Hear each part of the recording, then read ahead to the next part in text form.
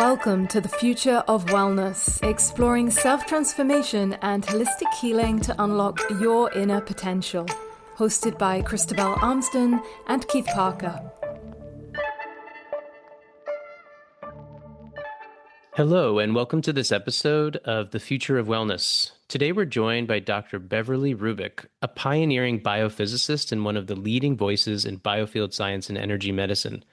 With a PhD from U.S. Berkeley, she has spent over 4 decades exploring the subtle energetics of living systems, publishing more than 60 scientific papers and advising institutions from Dr. Andrew Weil's program in Integrative Medicine to the U.S. National Institute of Health, where she served on a congressional advisory board and chaired panels on electromagnetic and manual healing. She's the founder of the Institute for Frontier Science, an NIH-funded research center supported by Lawrence Rockefeller, and has led studies on Reiki, Qigong, and the human energy field. Dr. Rubik has appeared widely in international media, including Good Morning America, and continues to bridge cutting-edge biophysics with consciousness and holistic healing. Dr. Beverly, it's a pleasure to have you here today. Thank you very much. It's my pleasure. Let's start with the basics here, given you've been a pioneer in biofield science for decades. How do you personally define the human biofield, and how has that definition evolved as the field has evolved? I define the biofield as the organizing field of life. And I do believe, and I've stated it hypothetically as a scientist, that the human energy field is the super-regulator of all of our physiology and biochemistry.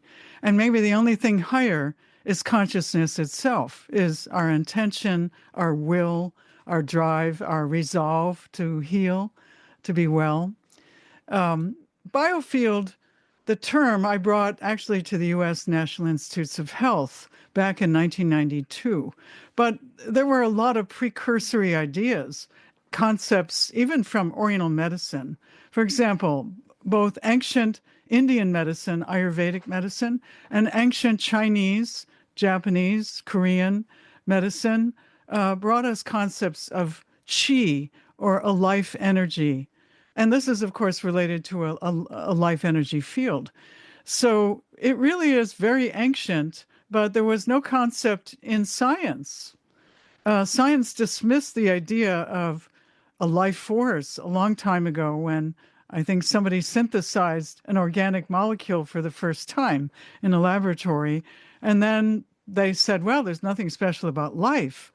And it became known in conventional science that life is just a bag of biomolecules. And so if they learn everything about these biomolecules, the DNA, the proteins, the fats and sugars, then they will understand life. But then we found out with the Human Genome Project, we had less genes as human beings than a grain of rice. I mean, seriously, clearly there's a lot more to life, and the genetic paradigm only took us so far. I'm not saying it's wrong. There's certainly a lot to be gained understanding human genes and what they do and in health and wellness, but the energy field has been a neglected part within our science, and finally it's been gaining some ground the last few decades. Recognizing that you're something of a pioneer, Dr. Beverly, and a leading voice in this evolution that you've just mentioned, what first pulled you from traditional biophysics into exploring subtle energy and consciousness? Was there a single moment for you or an experience that shifted that trajectory? Well, actually, I would say it goes back to my teenage years, because I was doing unusual things, lying in my bed, besides reading books. I could go out of the body and be in the corner of the room. And I said, oh, I'm not sure what I just did, and maybe I shouldn't go any further. But I was exploring consciousness on my own and experiencing strange things. And then when I was in college, I had an injury in ballet class, and that was just my hobby, dance. And I was scheduled for surgery, but I decided that was risky and I really didn't want surgery. What alternatives might there be? And somebody said to me, well, a spiritual healer's coming to town. I said, well, what's that? And she said, well, as in the Bible, they lay hands on you and sometimes magical things happen. And so I did this and I didn't need surgery. It healed up on its own. And then I began to take a look unofficially in graduate school in the laboratory on energy healers who happened to be coming to Berkeley, California. And that was just getting going in the 1970s. The origins of things like therapeutic touch, healing touch, Reiki coming to the US kind of happened in the 1970s when I was in graduate school at UC Berkeley. And so I saw some interesting effects on cell cultures from healers who put their hands cupped around test tubes. And some of these cell cultures I disturbed by adding a poison or starving them for a nutrient or an antibiotic, for example. And lo and behold, I could see differences between those that were energized or treated by energy healers and those that were my controls, that were untouched by them and even unknown to them. They were just sitting on another shelf, far from this experiment going on, but at the same temperature. So there were controls in place, but no healing of my controls. And I did see better results on the healer-treated samples than the controls. So I knew that there was something about the human energy field that putting hands around a broken part, maybe it's what mothers do to children who have an injury. They want to hold them. They want to touch them. It's a natural human thing. We want to help somebody with our hands who's had a problem, a fallen, a disease, etc. And there's more to that than just physically manipulating them. It's about the energy coming out of our hands itself that can help restore the biofield of the person or the cell culture that's ill or poisoned in the case of my lab studies.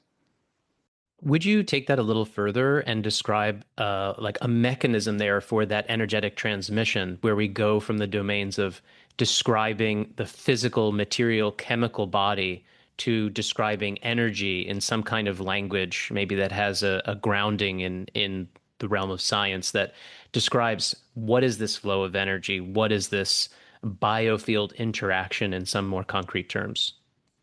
Okay, well, actually, there is a measurable field coming out of the human body. Some of it is light. For example, my laboratory has all kinds of different devices to measure aspects of the biofield. It's not just light. The level of visible light is very low. The level of infrared light coming out of the human body is about 150 watts. Imagine that's a very bright light bulb in the infrared, which our eyes can't see. But that's the strongest component of the human biofield. And then there's a magnetic field component, there's electrical components, and I believe there are more subtle energy components based on our research that go beyond conventional science, that involve things like fields emitted from the human body related to our emotions. I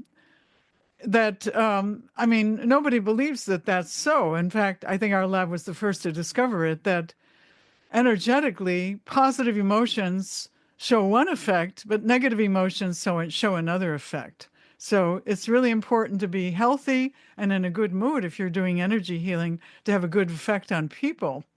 And we have developed some detectors that can distinguish between positive emotions such as love and joy and good feelings versus negative emotions like anxiety and fear and even hate.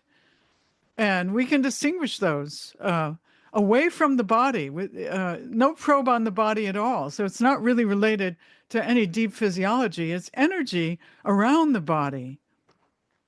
So there's a lot of different aspects to the human biofield. And quite frankly, we have not yet had a human energy field project like we had a human genome project.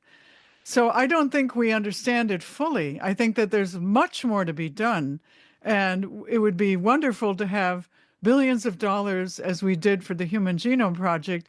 And a lot of people, scientists in different laboratories all over the world, working together to explore the human energy field and all of its wonders. Because that's the missing link. We've really dissected our own selves down to molecules and even atoms and quarks practically, but energetically, this field has never received shall I say, a leadership organization from the government or from a nonprofit foundation that has big bucks that could really sponsor the Human Energy Project. So I have long advocated for it, but it hasn't happened yet. It's something I would love to be part of. And I do wish and put my will behind that, hoping that people will hear my words and join together and we can make this happen. So, following up on that, I really appreciate everything that you're saying. And, where Christabel and I come from and the work we do with people is we're not working within the scientific domains. We're working in the direct experience and working with clients and as a therapeutic model. And we know from our direct experience, this biofield interaction, how deep it is, how penetrating it is, and how much the word consciousness is involved with that. So we've kind of picked our poison, so to speak. However, you're working within the scientific community, and we've spoken on this podcast to a number of people who are really at the cutting edge, who are really doing a lot of research, who are, at the top of the game regarding biofield science. And over again, I always kind of ask, like, how far into this are we? How deep are we? Like, what can we detect? And from what you're saying, you think that there's a lot more. You just said there's a whole lot more. I'm curious, how much more? Right. On the one hand, how much more do you think we don't know in a scientific sense what this is? Are we 10% revealed, 20% revealed? If we can, I know it's tough to put a number, but how deep into it? Are we just at the very superficial level of understanding this from a scientific standpoint? And as a secondary piece to that is the obstruction or the issue with measuring it because the nature of our perception is embedded into the field itself? Well, those are very good questions, all of them. And I want to say that I think we know about this much of the huge energy field of the body. I'm raising my little finger, so you get the idea. The whole body is virtually unknown to us energetically. All we know is this little finger of the energy field because we've never had this concerted effort. We know that it's largely infrared, and people will say, so what? That's just about heat. And it's not about heat, it's about energy with information. And even if we just had devices that measured all the components energetically, well, we know that it's more than just energy. It's energy that is encoding information. And that information is being read by all the cells in the body. It's the language of the field that is perceived by all of our cells, and they respond accordingly. Now, we don't know that language.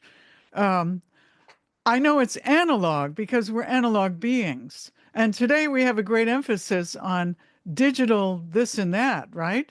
Digital energy, digital signals. But we have to take ourselves back into the analog world to really understand humanity, the energy field, or other living fields, because we're all analog. I mean, there's an aspect to maybe a digital, the way a nerve fires. It's either on or off. But that's very different from a computer that is counting zeros and ones. I mean, that's what I mean by digital. Something is 100% on or 100% off, like the pulsations out of your cell phone or your router. It's pulsing in bursts. And that's very different from life acting continuously in soft wave-like patterns that are analog. So we have to go back and kind of recover our analog physics and then think about how energy in the analog sense encodes information. And I think it will be rather different from pulsations, which is how the digital world encodes information. It's about pulses of zeros and ones, on and off. Analog information would be soft, gentle, almost like music, if you could make the human energy field and into something you could hear, then it would be like a symphony, I think, especially when you're well. It would be everything would be coherent and harmonic and beautiful. And if you were sick or just unwell in some way, it would be discordant. And depending upon how sick you were, it might be even very discordant. And this reminds me of the voice analysis. This is an example of this, where somebody is looking at the energetics of the voice and looking at the beauty of and the harmonics in our voices as we speak, and is able to, I can't say exactly diagnose, but to really sense somebody who's way off in their discordant, and to help them heal or feel better, to move toward wellness by having them tone or listen to frequencies that they're missing in their voice. So that's an interesting application. I'm very sort of lit up, as it were, by what you were describing there around the voice and coherence and this definition you have of the biofield as a super regulator. I'd like to return to that in a moment. But just before we move on from the sort of background in the sciences around this, you mentioned there that seminal era in 1970s California. Here we are in 2025, almost 50 years on. We still seem to be finding ourselves in a looping dialogue or conversation about the existence of this biofield or not. We have pioneers as well, such as Barbara Brennan, NASA scientist in the 80s, and her contribution. You mentioned that lack of leadership, the lack of a unified voice, funding. What's going on with this apparent, you'll be able to voice it better than me, but what seems to be an apparent resistance within the scientific community and even the healthcare systems around this material? And there seems to be so much promise, even taking a very healthy skepticism. There seems to be so much promise and yet so little interest despite the efforts of many people. And I wondered if you could talk to that a little bit from your experience in the field. Absolutely, yes. And that's a really key question, because I must admit, 50 years ago, I had the idea, I'm going to go into this, I'm going to really explore it. I thought we'd be much further along. And you're right, we're not. What happened? Well, we suffer not only financially, being from a different paradigm, a different worldview. The dominant worldview in biomedicine and largely biology today is life is a bag of biomolecules. And even consciousness doesn't matter that much to in conventional science, because they really don't know what it is. And they tend to equate it with the brain. And so all they want to do is brain science, and more brain science. And then they feel they've captured it. But, consciousness is much more ethereal. And I don't even agree that it's within the brain. I think that we come into this world already conscious and just inhabit a body, and then learn to take care of that body as we grow up. We learn not to touch a hot stove. We learn to eat well, and then we feel better, etc. So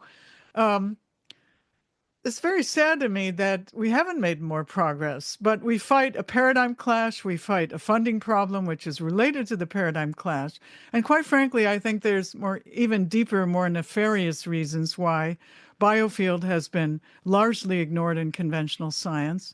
And I'll just say this, because I don't know much about it, because I think it's been weaponized by the military-industrial complex. And therefore, it's beyond academic science. It's not something that those of us openly exploring biofield would ever be privileged to know. And maybe we don't even want to know what they're doing with it. But I think it's logical that they have ways of manipulating it. And through the course of my career, I've been contacted by people here and there from all over the world who claim to be targeted by some kind of energy weapon. And they thought that I would know about this. Well, to tell you the truth, I know nothing about it. But it may be so that this is so, or are these people mental cases? I don't know. And it's impossible for me to really answer that question. I never pursued any of these, but I do think that it's a possibility, and we have to think that it's outside of the domain of open science, because it's already in the realm of, shall we say, black operations, which are proprietary and even top secret. Returning to that definition of the biofield you mentioned earlier, I'd love if you could dive a little bit deeper for our audience into that. We speak to a lot of practitioners in the field, and they have their own lexicon and language and understanding of how to describe what they're experiencing and working with. But you spoke about this idea of the super-regulator, and you just mentioned there the role of consciousness. I'd love to hear you deep dive more into how you see this organizing field of life functioning in an individual. Well, I'll give an example from our research, because we have looked at some extraordinary healers and people with with abilities that are really extraordinary. For example, a medical intuitive who uh, works as an intuitive. She helps people figure out what's wrong with them when ordinary medical diagnostics are not getting a clear picture. They go to her. And so we brought her into the laboratory and we looked at the third eye and its emission. We also studied the palms of her hands, the heart region, and other parts of the body. But what was really interesting is that when she turned on her medical intuition, she emitted a lot more light from this place, what's called the third eye or the sixth chakra. And she could turn it on and off, just like you can open and close your physical eyes. And we saw the light go away when she closed her intuition down and come back. The light came back when she opened up and turned on her third eye. So that's an example of how consciousness can shift a very subtle aspect of the energy field. And another case I'll mention is an energy healer who heals with love. So he's not necessarily using hands-on or palming or anything, but sending love. And we looked at his palms. We didn't see a change there. And we, of course, looked at him at baseline before he turned on energy healing for him. And what he was emitting from was his heart region. And in this case, his heart area, the breastbone region of his chest, emitted 400% more light. We're talking about biophotons, visible light, when he was sending love. That's an extraordinary, highly significant change. And it just shows how consciousness can shift the body energetically, especially in people who have mastered through conscious intention and practice of energy healing practices such as meditation, qigong, yoga, can help train consciousness to control the energy field. This was known for thousands of years by the ancient cultures. And it seems to be true from the work in science that we can see this when people are really not only gifted, but have worked at it. They have mastered because they have tried over and over again to do something and to do it better. Then they have control. And that's the well-regulated person who's conscious and aware and working on this connection between the mind and the body. And so different types of healing do this differently. There are people who shoot energy from the palms of their hands, and they're working with their own field of energy. There are people like Reiki who draw on the universal life energy, which is cosmically available, and they channel that through their hands or through intention to heal a person or a sick animal, etc. So there are different styles of healing, and we cannot generalize about them, just like there are different styles of meditation.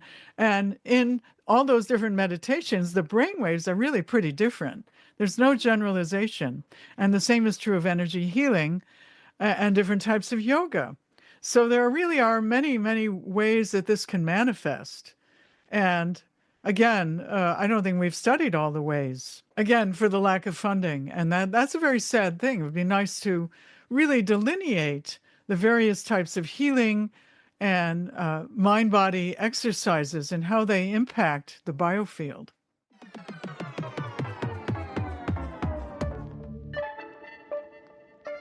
A brief pause to thank you for listening to this episode. If you're looking to take the next step in your transformation, find out how we can support you with our popular energy healing training, one-to-one private sessions, free resources, and more. Visit energyfielddynamics.com to learn more. Well, as you've said, there's a massive amount of money that would need to go into this research to really be able to take a big step forward, given that we're only at the pinky level, the superficial level of understanding this, and maybe the emergent technologies of today or in the coming decades might actually start to create the opportunity to measure the field more accurately, more deeply. Who knows? Maybe even AI has something to do with developing technologies to measure this field more accurately. I don't know, but I was curious about this kind of complex word or an interesting concept, the idea of non-locality.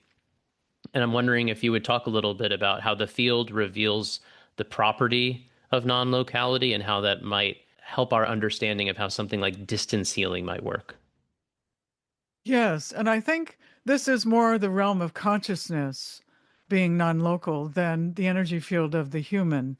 Uh, because energy is typically local, but consciousness has properties of non-locality. So people do things like remote viewing. They can sit in a closed room with an experimenter, and they have somebody else go out with another human subject to experience something. The person sitting in the closed room has no idea where the outbound subject is with the experimenter, but they can somehow perceive it remotely. This is an aspect of the non-locality of mind. And there is Reiki that's done also across a distance. Distant healing, we often call it, or non-local healing. It's done through intent, will, and prayer, largely. And I don't know that it involves energy in the usual sense. It may involve a manipulation of cosmic chi of this at the site of the, let's say, the target sick person or animal, rather than the use of one's own energy field. So this is done through conscious intention, manipulating the cosmic chi or the energy field of the sick person remotely. And we know very little about non-local healing, actually. There have been studies on it, documenting it, but they're not as robust as local healing. And maybe there's a reason for that. I think it's harder for people to believe in that, for one. It's maybe harder to train it, but it's a lot easier to think when somebody is with you and putting their hands near you, or that you're in the same room together, that something's going to happen energetically. So, but it has been documented well enough, indicating that this truly exists. And we have non-local aspects of mind, which is fascinating, I think. Again, I think people need to explore this and experience it and work at perfecting it if they really want to be non-local healers. But I think, and there were plenty of studies on prayer. I remember back in the early 90s when HIV and AIDS was a health problem, what seemed to be a growing health problem. And my colleague Elizabeth Targ, a young woman, she did a wonderful study on prayer and AIDS patients, and they didn't even know which group, didn't know who was prayed for or not. So they kept them blind. And the group that was prayed for did better in their various outcomes, their immune cell count, etc. And so that was a really maverick study. There's been other studies on prayer. I'm just not aware of them all at this moment. But and there was even an argument at the NIH whether the U.S. National Institutes of Health should even fund work like that, because it smells of religion. And in the United States, we have the separation of church and state. So it became problematic to to do this kind of work and get funding from the government for it, sadly. I mean, it could be seen as an affirmation of, it doesn't have to be seen as a kind of religion, just a human power. But of course, wherever you can, people will argue against these things, who want to stamp out any spiritual element within science. And that's been another, I would say, long historical battle of 400 years between the Christian church and the beginning of science. And maybe that's why we still have this ongoing difficulty between science and spirit, despite the fact that there are certainly scientists like myself who are spiritual beings and who would like to see more interaction between those things, because humanity are spiritual beings too, and we shouldn't ignore it in our science. We should be exploring it. In here, Dr. Beverly, you seem to be describing one of the most persistent challenges that we can see in biofield research, which is bridging experiential wisdom, healers, meditator, somatic practitioners, ancient traditions, the power of faith, intention, all this sort of compelling crossover material with empirical science, and how these communities are often siloed and how difficult it is to have interaction, dialogue, and see what's happening at the boundaries of disciplines. You've explored frontier topics like biophoton communication, non-material signaling in your work. It's very interesting to hear you talk about how, with a focus on energy healing in particular, we bring an awareness to our interconnectivity. I'm also interested in the conversation around just everyday lived life and experience, right? What is it that your research and understanding tells you about how we're all hyperconnected, interconnected, even when we remove the sort of the modality, if you will, of energy healing, just around how that affects and impacts day-to-day life and communication? So far, I talked about the biofield like it's a property of an individual. And I think there is a certain truth to that. But beyond that, biofields interact. And there are no boundaries to biofields. We can think about ourselves like low level stars emitting light and glowing with one another. And you know the power of going to see, for example, a guru. It isn't just the guru up there and a crowd. It's everybody's in a special state of consciousness, expecting something, a miracle to happen, or something better, at least, a higher vibration to work their way through their energy field and to give them a taste of enlightenment or some bliss, a feeling of transcending their usual ordinary selves. And so collectively, biofields interact and we can raise one another's vibration.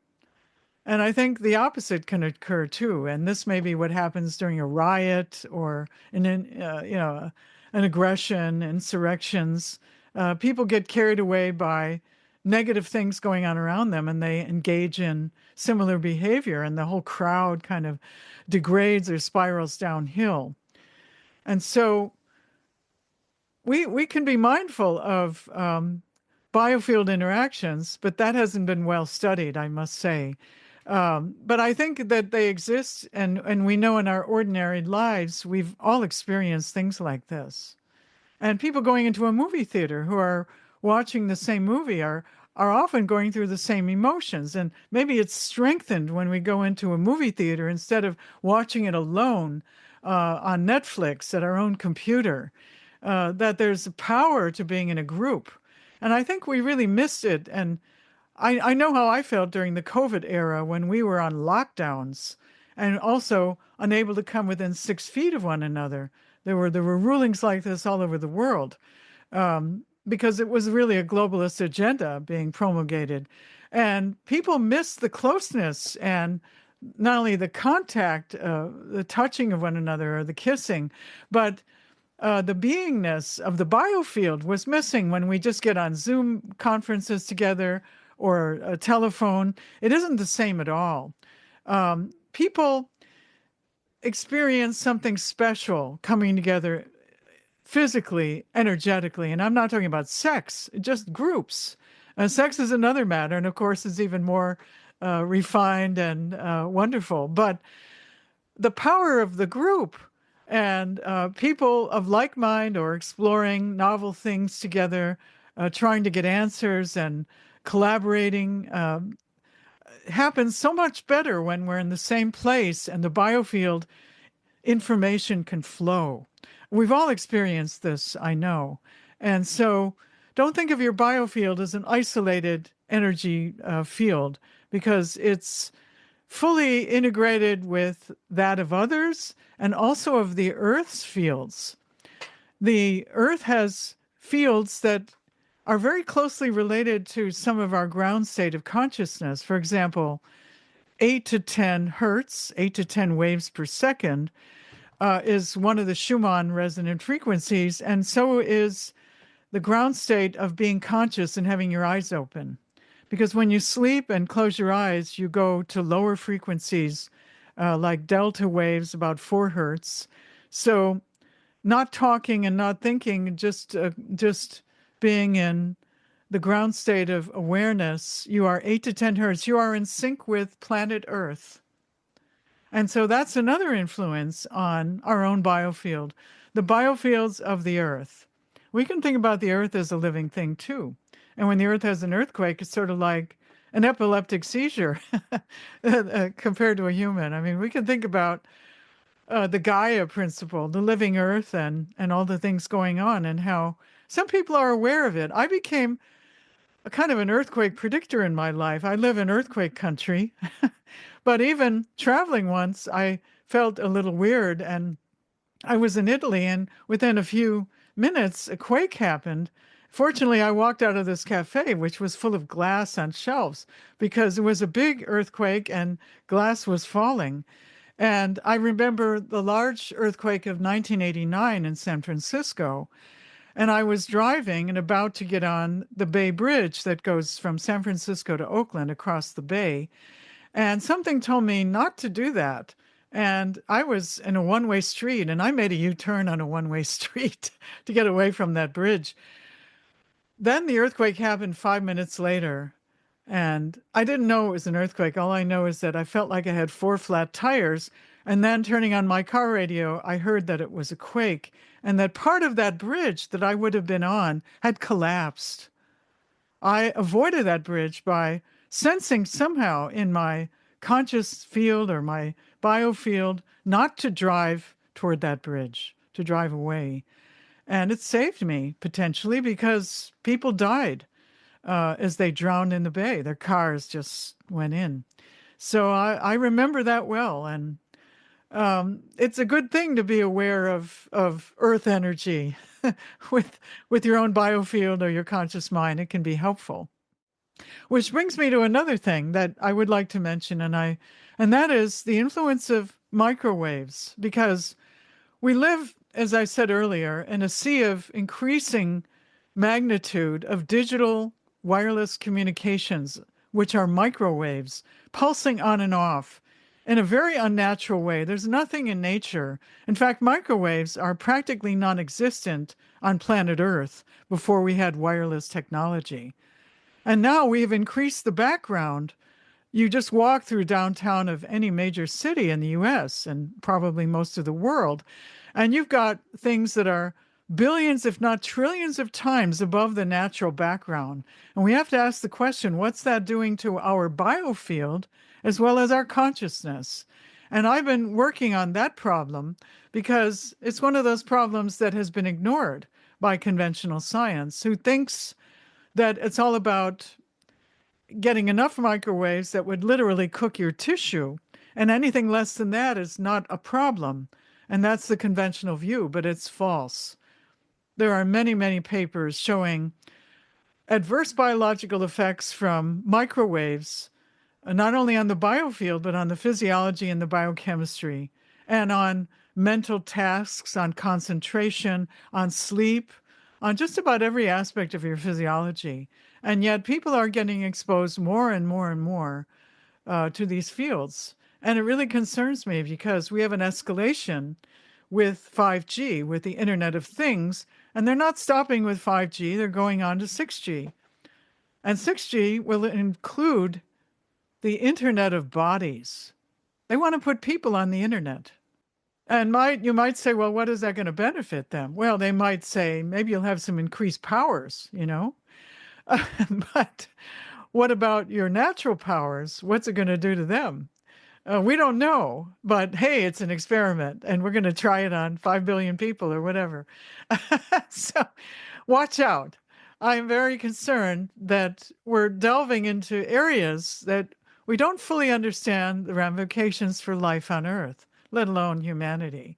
So we have to be concerned about things like Bluetooth devices. People are using these things to study themselves, to explore their own meditative things, you know. They plop on some device on their head or their heart, and it emits Bluetooth to their cell phones. They're collecting data, but they're exposed to the Bluetooth radiation, which is also microwaves.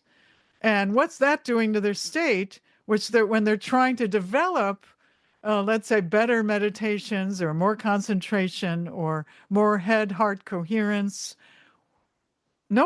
People are just brushing that aside, that it may be having an effect. That concerns me because those effects have not really been documented.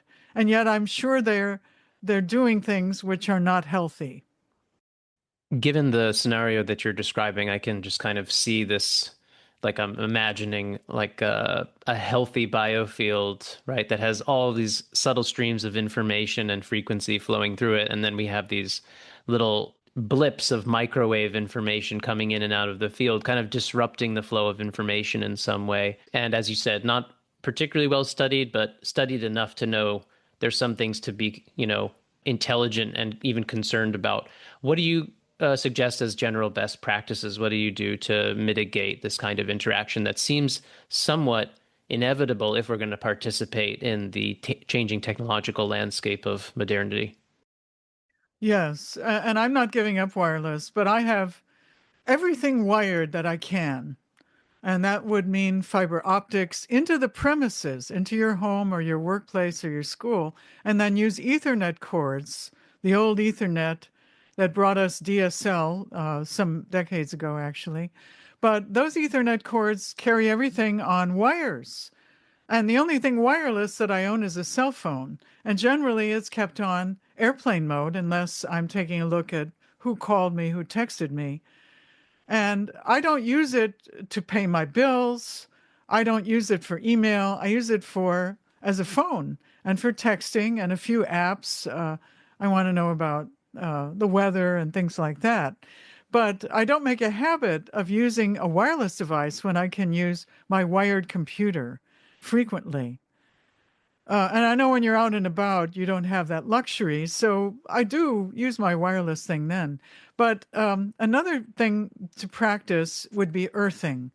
That's very helpful in grounding the body when you've been exposed to microwaves or any kind of electromagnetic pollution from technologies. Is to go barefoot, not on concrete, but on Mother Earth, on grass, on sand, on soil. And or you can try these earthing shoes. I don't think they're as good as going wholly barefoot, but for those tender toes, it's better than nothing. uh, because getting earthed is getting in touch with Mother Earth, and that's restoring a biofield connection with the earth. What does a healthy biofield look and feel like to you, Dr. Beverly, do you think? Just to extrapolate on, we can see where things might interfere, interrupt, but I'm curious about, we have this idea of healing, we might see coming into wholeness.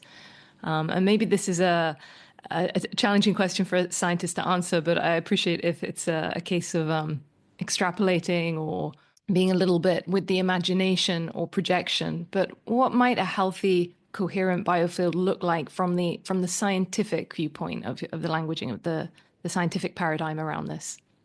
Well, we have some instruments that measure it. For example, there's BioWell, and that's spelled BIO-WELL. BioWell.com is a camera from Russia that measures, for example, the fingertip light emissions and generalizes from that about the entire biofield. And I can look at somebody's composite biofield made from these 10-finger photographs of the biofield. And I'm looking for symmetry, left-right symmetry and up-down symmetry. I'm looking for breaks in the biofield. And for example, when someone is stressed, they have a rather feathered biofield. It looks like lightning bolts instead of smooth. And we know from Oriental medicine that a healthy energy field is not about a huge stockpiling of energy. It's about the smooth, unimpeded flow of qi. And I've looked at a lot of really top-notch Qigong masters and other rather famous yogis in my time who could do amazing stunts. And I can tell you that their biofields were not necessarily gigantic, but they were robust. They were using the biowell. They were smooth, and they were according to their consciousness. So they could shift it by will. Because one guy Well, he was doing a stunt, and this is Master Two a long time ago at a conference in San Francisco, an international conference on Qigong. He decided to show the world that he could pull a truck with his male organs. And he tied silk scarves around his male organs and then a rope onto that and to the bumper of a truck. And then he said, "Everybody get in the truck." He's doing this out in public. And so lots of people got in that truck and were eager to see how's he going to do this. Before he started this exercise, he beat himself with wire whisks in the abdomen in what's called the lower dantian to simulate that part of his body to have an enormous chi field. And I measured him before he did this exercise. He was way asymmetric. The chi was robbed from the head and the heart, and it was big in that lower dantian, the abdomen, which would be involved in pulling this truck. And he was able to do this. And everybody was amazed. And after that, I looked at him again with my instrumentation. He looked terribly depleted, but he got restored. And you know how he did it? After he did the most yang thing, he said, like pulling a truck with your male organs, he said, I got to also balance my yin yang. So I said, how do you do that? He said, I walk barefoot on eggs, on chicken eggs. And he had several cartons of chicken eggs. He's walking barefoot on them and they're not breaking. He's now absorbing through his feet. So the yin goes up through the meridians on the insides of the legs. He's restoring his chi after that big yang event. And he did look balanced after that, after 20 minutes of walking on eggs or just stepping on eggs. So it just shows you what that's an example of extraordinary control. But most of us aren't totally symmetric in the biofield as seen with BioWell. And people who are stressed and even tell me, oh, I can hold my cell phone at my ear all day. I have no problem. Energetically, they don't look good. They look like this feathered energy field with holes in it. And that means they're much more vulnerable to external influences. And then the real electrosensitives who say, I don't even want a cell phone. I can't stand these things. I can't sleep. I have pain. Their biofields just crumble when they're near wireless. And I've measured that too. So healthy biofields are not as common as they used to be because of our environment. Lots of stress in our lives from all kinds of sources. The world is, it seems, going through a lot of stress pains at this time, wars and climate change, maybe, and other things. And it's a very stressful time, and people are showing that in their biofields. So it's a good time to get centered, do earthing, think about positive things, realizing that you are the divine embodiment of the Creator in some ways, and work on that aspect of yourselves to gain strength and resilience in this world. Thank you, Dr. Beverly. I must make note that that is an entirely new definition of the term walking on eggshells. You're right. Well, they were whole eggs and they didn't break. And later we tested them. Yes, they were. And we could crack one and see it's really a chicken egg. And he didn't break them. He could walk very gingerly on these eggs. And I mean, he was a man. He must have weighed 150 pounds. I mean, 75 kilograms or more. Clearly, he wasn't a puny guy. And yet he could do this. I don't think I could stand on eggs without breaking them, but I haven't tried. Anyway, that's a challenge for all of us.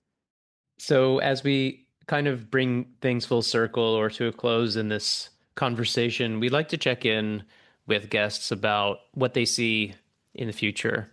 So maybe I'm wondering, on the one hand, is there something you'd like to share in terms of what you're working on, what you're passionate about at the moment that moves you into the future? Or alternatively, just because we've talked a lot about where is the research lacking, like, is there a kind of an area of research or like funding that would go to a particular aspect of biofield research that you would really, really love to see leaned into because you think it would make a difference? Like, anything resonate with you in that question?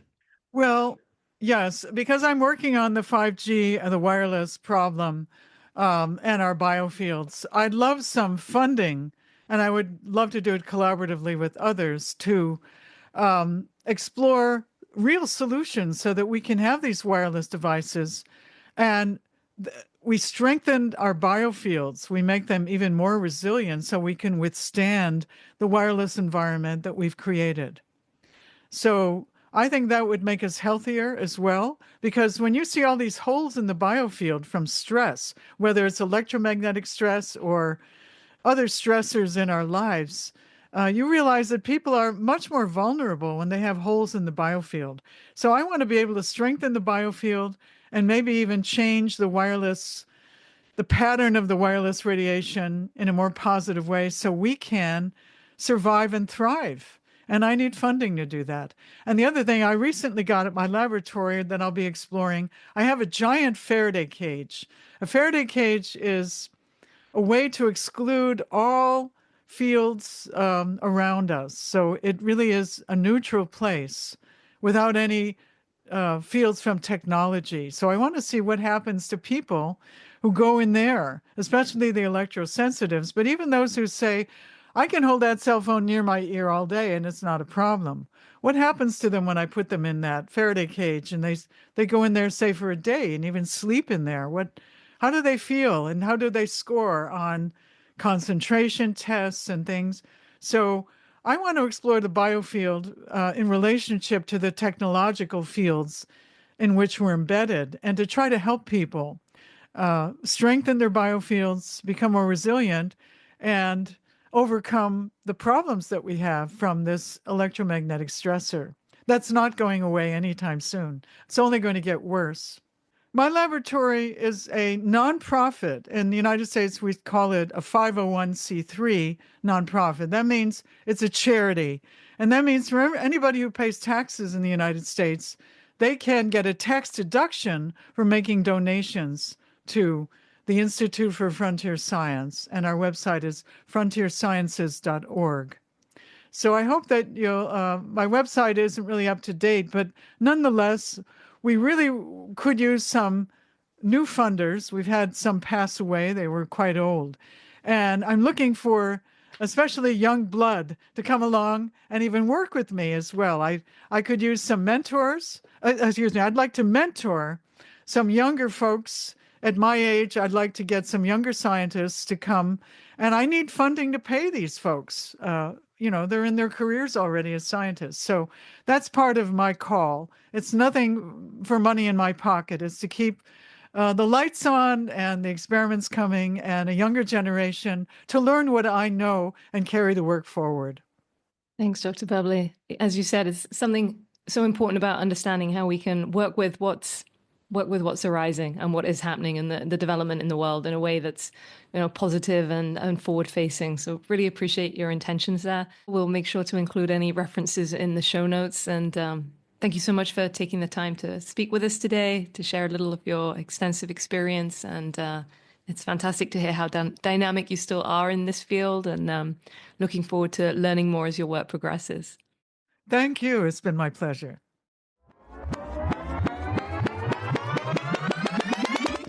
Thanks for being a part of the Future of Wellness. Be sure to subscribe and leave a review. It helps us reach more people and to make great episodes like this one. Learn more about field dynamics and why we think the future of wellness matters. Check us out at energyfielddynamics.com. See you next time.